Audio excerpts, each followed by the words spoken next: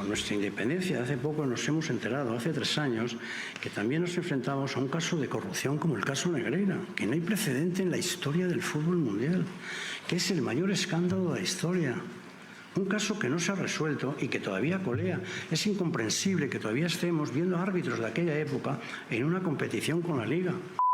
All right, if you're going to complain about los árbitros and send a whole essay to la UEFA, then also UEFA take away all their Champions Leagues they beat. When they beat Bayern, they beat Atletico Madrid, and when they beat Dortmund. Take away all those Champions Leagues then. And these who want to complain, like Lamine Yamal said, first they lose and then they complain, bro, and they steal. Instead of Florentino Pérez taking accountability and say, you know what, los fichajes that I've done haven't been the best. The players I've brought have been filled with egos. Instead of taking accountability for his club, they do what any politician does, bro, and they point and they point and they point. Instead of pointing that way, my boy, point this way. You're the president of the club, boy. You gotta say, you know what, bro, I fucked up. I got rid of Xabi Alonso too quick. I trusted the players. I trusted Vinny and I trusted Valverde. I should have never done that. And now we're in the situation we are because of me. That's what a president does. A president doesn't go, oh, bro, let me make a fucking complain 500 pages to the UEFA and complain like a little kid, bro. Stop complaining, bro.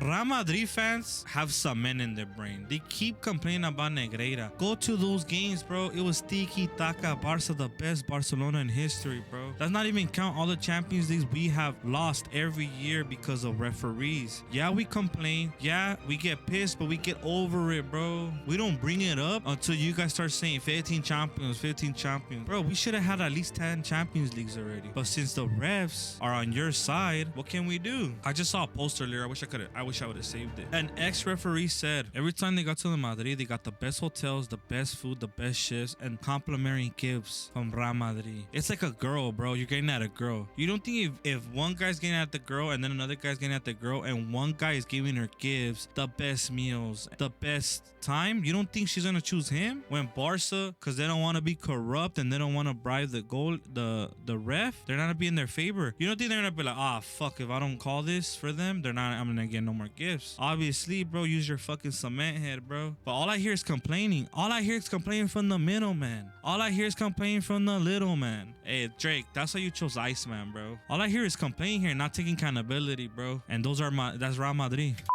Yo soy el presidente de una institución muy prestigiosa y usted no puede hablar y no puedo hablar del Madrid. Perfecto. Oye, aclarado, me encanta de haberle saludado y me ratifico en lo que voy a hacer. O sea, que no se preocupe. Vale, si no pasa nada.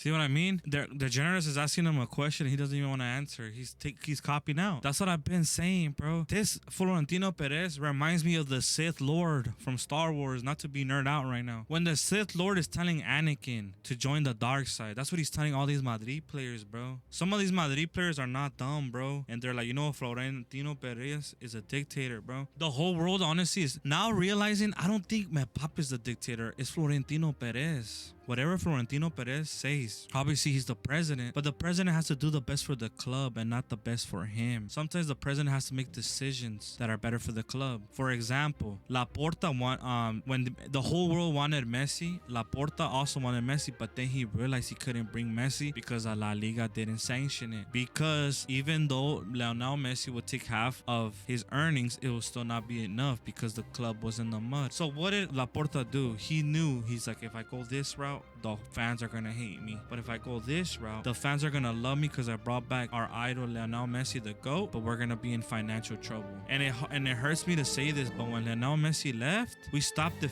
depending on Messi and we started depending on the club, because there was an era where if it wasn't up to Messi, if Messi didn't play up to par, we would lose, bro. Liverpool, look at perfect example. Roma, perfect example. We stopped being a club that we played with players and the whole team, and it was when we just played for Messi. Once Messi left, obviously I wanted the best for him, but that's when we started improving as a club. We started getting players from La Masia. We bought players like Koundé. We bought players like Joan Garcia. We got Lamine Yamal, the next baby GOAT, and we became Barça that we are. And Laporta had to make the hard decision, and the fans hated him, but then the fans realized, you know what? Laporta made the best decision for our club, and he did. And look at where we're at now. And look at this president, because it's me, and doesn't take accountability. He's just saying, oh, I'm at the most prestigious club in the world. Oh, I'm at Real Madrid. I'm at this. My boy, yeah, you did what you did with Ronaldo, Bale, and all those players. But if it wasn't for Cristiano, Bale, and Benzema and that whole team, bro, that whole team is... I dislike Real Madrid, but the whole Real Madrid team was filled with legends. It's an anomaly, bro. You don't have that now, bro.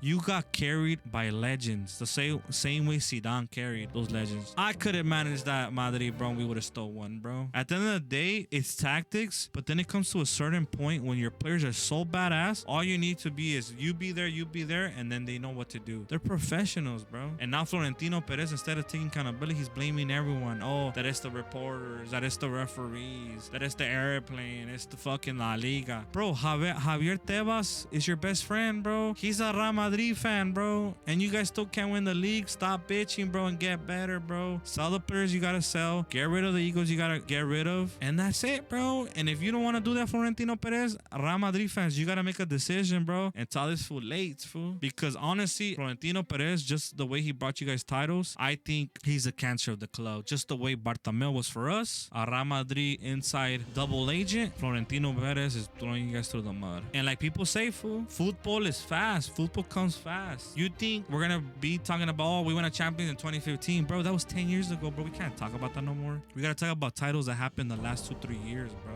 or even the present. What has this president brought you? He's wasted more than $200 million within 3 years, and he's gonna waste another $200 million on players just for you guys to not win shit again. And he's gonna bring on Mourinho. The last time he won a trophy was at Roma, bro. Conference League, bro.